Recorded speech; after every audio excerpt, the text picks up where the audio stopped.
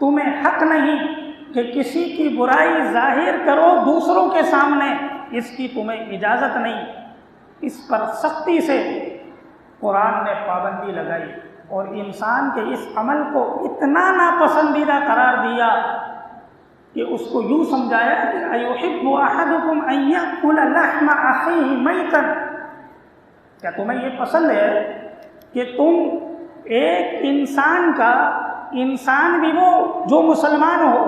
اور مسلمان بھی وہ جو تمہارا بھائی ہو اور بھائی بھی وہ جو مردہ حالت میں ہو، تم اس کا گوشت کھاؤ؟ جس طرح تم اس چیز کو ناپسند کرتے ہو، بالکل اسی طرح کسی کی برائی دوسروں کے سامنے ظاہر کرنے کو ناپسند۔ اس لیے ہمارا جو ایک یہ مزاج بن گیا کہ جو میں نے دیکھا وہ میں نے کہا، میں نے بات غلط نہیں کی، سیدھی کی، ہمیں سمجھنا پڑے گا قرآن کی نظر میں ہماری بات سیدھی نہیں، غلط ہے۔ قرآن کی نظر میں ہم نے زبان کی نعمت کی ناقدری کی،